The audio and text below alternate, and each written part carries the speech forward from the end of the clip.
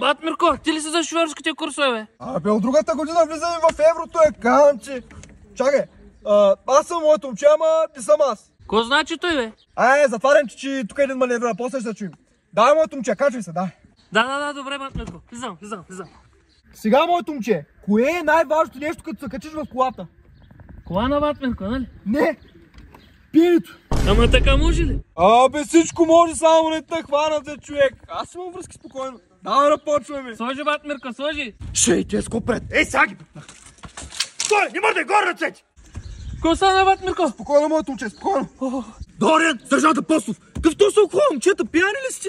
Бат Мирко, направи нещо. Ами пияни, господин полицай. Аз му казах да не пие докато кара, ама не ме слуша. Така ли? Слизай от колата. Ама аз просто... Ама аз другия път спазвам законите. Слизай. Да, слизам, господин полицай, слизам. По-бързо. Давай. Вижте на какво приличаш, бе. Нищо ми няма. Имаш право да мълчиш. Красимире, пак ли си пиян, бе? Булка, аз съм пиян, ама не съм пиян. Разговорите по-късно. Айде. Да, бе, повярвах ти. Моето момиче, ти книжка имаш ли? За тебе курсовите на половин цена. Абе, я изчезва от тука, бе. Личи се, че му иска, ама се дърпа.